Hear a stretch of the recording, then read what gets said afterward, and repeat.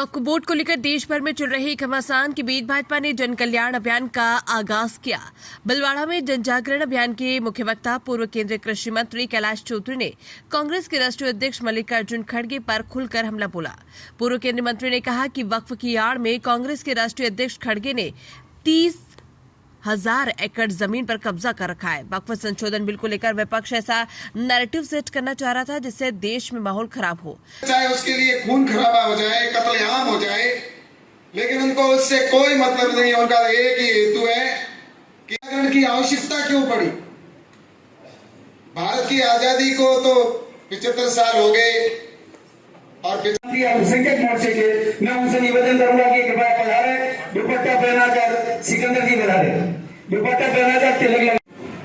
जन जागरण अभियान की जिला स्तरीय विचार गोष्ठी भाजपा जिला कार्यालय पर पूर्व केंद्रीय मंत्री कैलाश चौधरी के मुख्य आतिथ्य प्रदेश भाजपा उपाध्यक्ष मोतीलाल मीणा, अल्पसंख्यक मोर्चा प्रदेश अध्यक्ष हमीद मेवाती, सांसद दामोदर अग्रवाल की विशिष्ट उपस्थिति में हुई। भीलवाड़ा से संवाददाता गोविंद।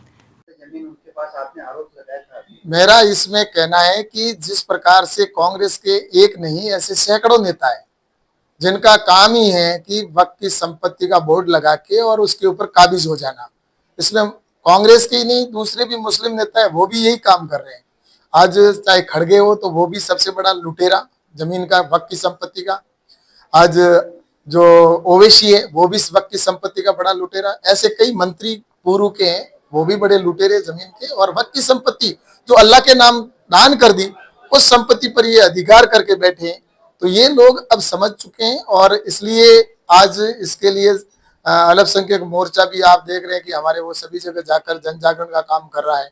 और इस अभियान के तहत हम यही कह रहे हैं, ये कानून गरीबों के हित में इसी संस्थाओं के अंदर जिस प्रकार से ये लोग बनाने का काम कर रहे हैं, माहौल खराब करने का, लेकिन अब वो सब समझ चुका है कि इन्होंने हमारा सिर्फ इस्तेमाल किया और हमें सिर्फ पंचर की दुकान वाला बना के रखा। इन्होंने कभी हमारे को आगे बढ़ाने का, शिक्षित बनाने का कोई काम नहीं किया।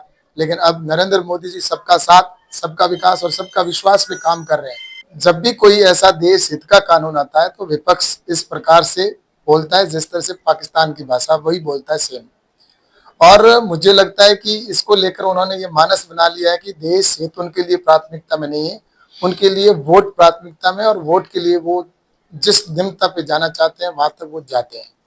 आज आप देख लीजिए, ये वक्त का जो कानून आया है, ऐसी संपत्ति जब वापस ली जाती है तो स्वाभाविक है कि ऐसे कांग्रेस के और विपक्ष के जो नेता हैं और इसके साथ ही जो मुस्लिम समाज के जो ठेकेदार बने बैठे हैं, उनकी जमीन खिसक रही है, उनकी संपत्ति वापस ली जाएगी। तो इसलिए अब उनको ये डर सता रहा है और इसलिए देश भर के अंदर मुस्लिम समाज को भड़काने का काम कर रहे हैं।